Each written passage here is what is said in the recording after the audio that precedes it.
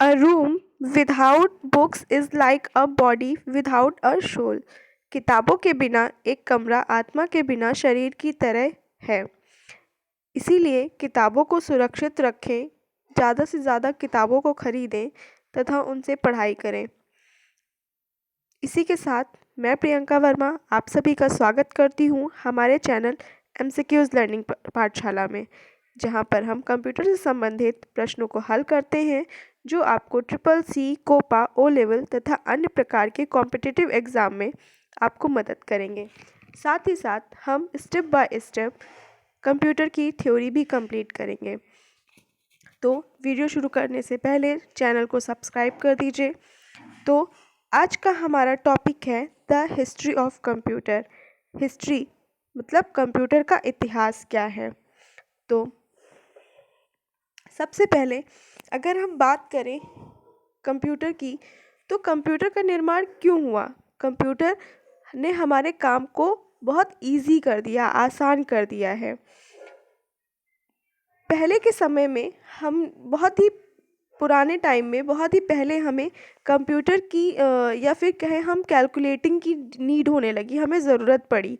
हमें कुछ भी काउंट करना है, जोड़ना घटाना या गुणा भाग कुछ भी करना है, तो इन सब चीज़ों की हमें बहुत पहले ही नीड पड़ी, ज़रूरत पड़ी। पर जो पहले हमारी ज़रूरतें थी उन्हें पूरा करने के लिए या काउंटिंग करने के लिए हम कुछ चीज़ों का यूज़ करते थे, जैसे कि फिंगर हो गया और बोन्स हो गए, स्टिक्स हो गई, इन सारी चीज़ों का हम यूज़ करते थे। But his fingers could not count too much, मतलब बहुत ज़्यादा अगर काउंटिंग हो तो वो फिंगर से पॉसिबल नहीं था। फिंगर के थ्रू या फिर बोन्स के थ्रू या फिर स्टिक के थ्रू या फिर अगर हम कहें स्टोन्स के, तो पत्थर के की सहायता से ज़्यादा काउंटिंग पॉसिबल नहीं थी। इसलिए किसका ज़रूरत पड़ी, कैलकुलेटर की ज़रूरत पड़ी, ताकि इजीली हम किसी भी नंबर को, ज़्यादा से ज़्यादा संख्या को क्या कर सके, कैलकुलेट कर सके। तो अगर हम सबसे पहले डिवाइस अर्लियर काउंटिंग डिवाइसेस की बात करें, तो हमारे पास कुछ रास्ते थे या फिर कुछ तरीके थे जिनसे हम काउंटिंग किया करते थे। या जैसे फुट हो गया, पैरों से, उंगलियों से, स्टिक्स से, बोन से या फिर पत्थर से, इन सब की सहायता से काउंटिंग की जाती थी या फिर कैलकुलेशन किया जाता था। पर अगर हम अब की बात करें तो हमारे पास मोबाइल है, कंप्यूटर है। कंप्यूटर में बहुत सारे फार्मूलाज का यूज़ करके हम जल्दी से जल्दी सेकंडों में काउंटिंग कर सकते हैं। अब अगर हम काउंटिंग डिवाइस की बात करें, तो सबसे पहले अबकस का निर्माण हुआ। इस abacus was the first counting device. It was invented in China in 16th century. 16th century में एबकस का निर्माण किया गया चाइना में। या एकदम सिंपल ही थी। इसमें काउंटिंग मतलब काउंटिंग के ज़रिए देखा जाए तो सिर्फ एडिशन और सब्सट्रैक्शन ही किया जा सकता था। It had two sections. The upper section was heaven's and the lower section is called अर्थ। इसमें दो सेक्शन होते थे, एक अपर और एक लोअर, जिसको ऊपर वाले सेक्शन को बोला गया हेवेंस और दूसरे सेक्शन को क्या बोला गया, नीचे वाले सेक्शन को अर्थ बोला गया। Each section had vertical heats with movable beads. इसमें बीट्स होती थी जो क्या मूव की जाती थी, जिनकी सहायता से कैलकुलेटिंग किया जाता था, कैलकुलेशन किया जाता था। इसमें दो ही चीज़ें होती थी, एक एडिशन, दूसरा सब्सट्रैक्शन। अब हम दूसरी कैलकुलेटिंग डिवाइस की बात करें तो हमारी दूसरी डिवाइस थी Napier bones. In 1616 sir John Napier invented a calculating device called Napier bones. This device was used for addition, subtraction, multiplication and division for numbers. इस डिवाइस का यूज़ कैलकुलेशन करने के लिए किया जाता था। इसमें कुछ चीज़ें, पहले एबकस में क्या था, सिर्फ दो ही चीज़ें हमारी डिवाइड हो सकती थी, मतलब दो ही चीज़ों को कैलकुलेट किया जा सकता था। इसमें हमारी स्पीड बढ़ी या हमारा वर्क बढ़ गया। इसमें हमने क्या बढ़ाया, एडिशन, सब्सट्रैक्शन, मल्टीप्लिकेशन और डिविजन्स, ये नंबर्स का डिविजन्स ऐसे कैलकुलेशन करने लगा।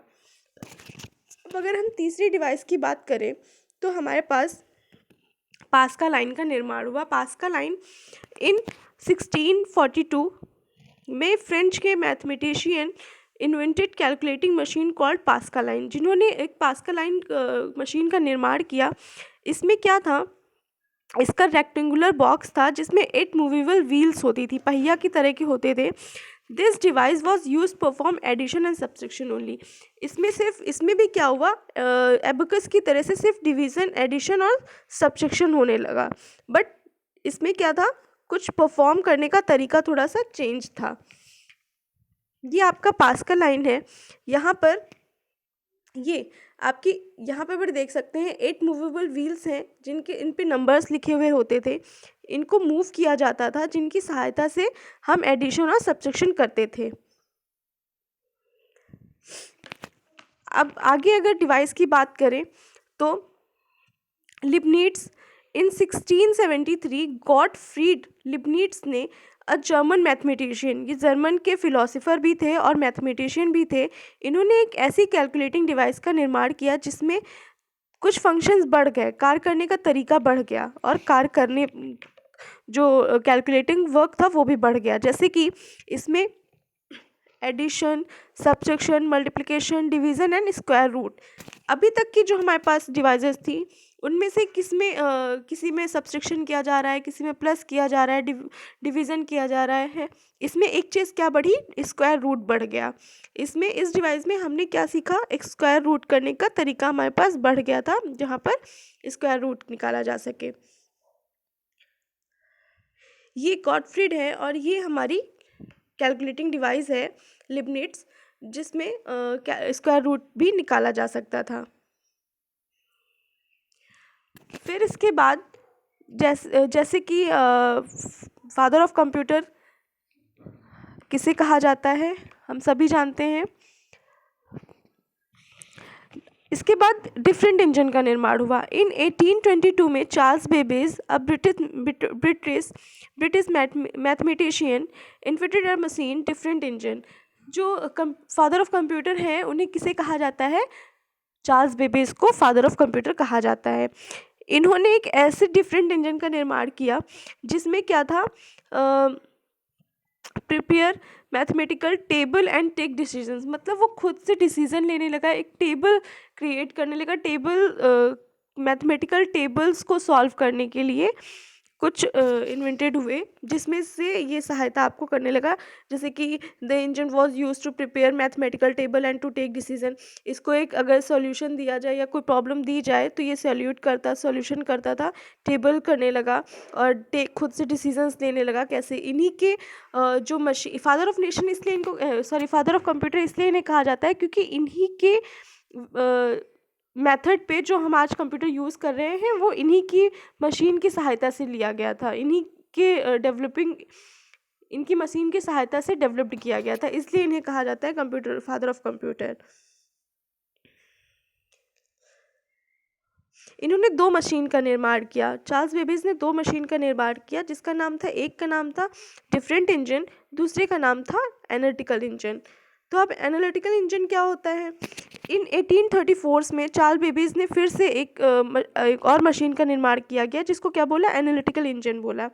This machine had a qualities of modern computer, मतलब जो कंप्यूटर हम लोग अभी यूज़ करते हैं इस मशीन में कुछ ऐसी क्वालिटीज़ थी, जैसे कि ऐड करना, सब्सट्रैक्ट करना, मल्टीप्लाई करना, डिवाइड करना, ये ऑटोमेटिक करने लगा था। इस वजह से मतलब इसमें कुछ फीचर्स ऐसे थे जिसमें ऑटोमेटिक ये सारी फीचर्स होने लगी। अब हम बात करेंगे टैबुलेटिंग मशीन, जिसका निर्माण हरमन ने किया था। टैबुलेटिंग मशीन इन 1819 में हरमन हॉलरिथ ने invented a machine known as tabulating machine, जिसका क्या नाम रखा इन्होंने, टैबुलेटिंग मशीन रखा। This machine can read data, process that and them and give desired output. It used punch card to record and store the data information. इस machine की खासियत यह थी कि इसमें जो डेटा प्रोसेस होता था वो एक पंच कार्ड की सहायता से स्टोर किया जाता था, रिकॉर्ड किया जाता था और इन्फॉर्मेशन मिलती थी। इसमें एक पंच कार्ड का यूज़ किया जाता था।